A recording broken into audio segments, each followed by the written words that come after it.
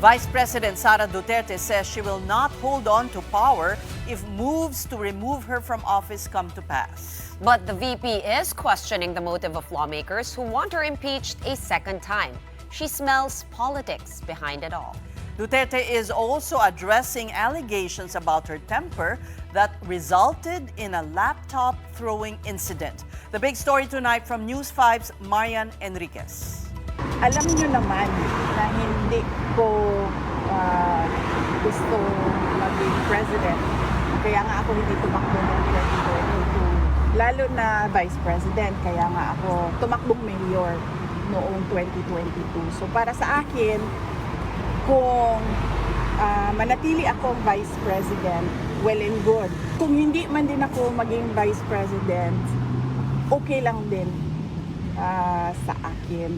Just days before the House of Representatives vote on the articles of impeachment against her, Vice President Sara Duterte now says she is not bothered at all, even if she gets impeached a second time.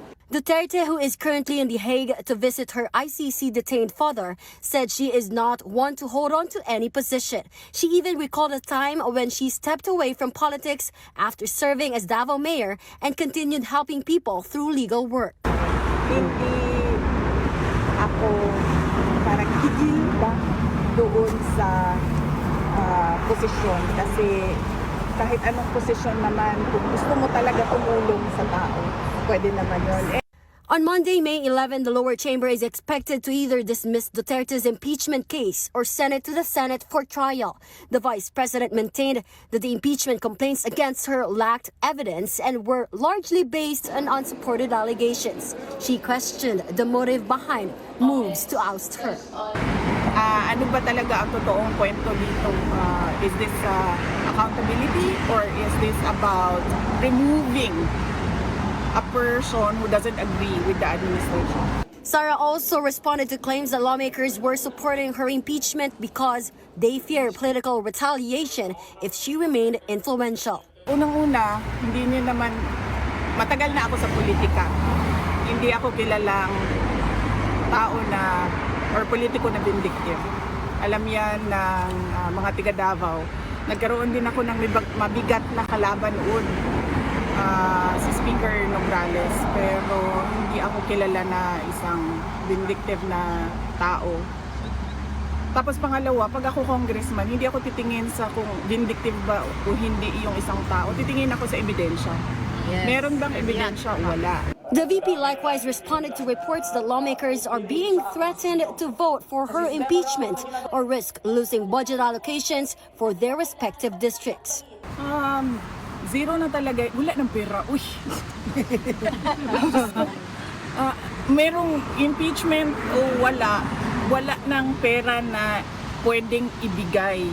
Pag binigay pa yan nila ang pang-MOOE sa mga congressman, hindi na mag-function ang gobyerno.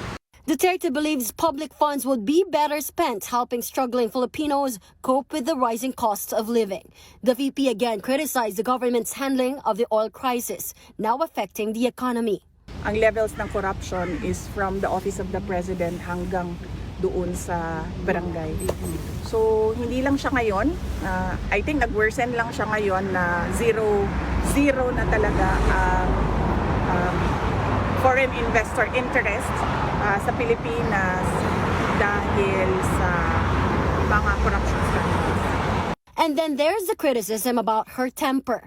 There are allegations online that the vice president threw a laptop at one of her staff members. Sara dismissed this as fabricated gossip. She claims such narratives were part of efforts to portray her as unstable, incompetent, or corrupt. Hindi ako nagtatapon ng gamit sa ibang tao.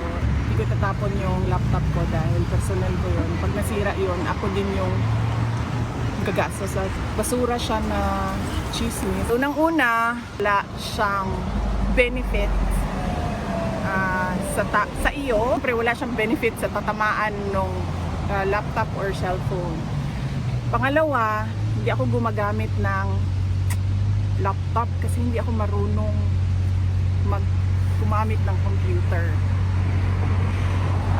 Sa lahat ng mga documents Nire-rely ko lang yan sa kasamahan sa books nila. Ano ba ang gusto nilang ipalabas na naratiba? Baliw ako. Ano pa ba? Bobo ako. Pro-China ako. Incompetent. Dati nagsasabi sila brat ako. Basura na siya, pero syempre dahil nakoconsume siya sa social media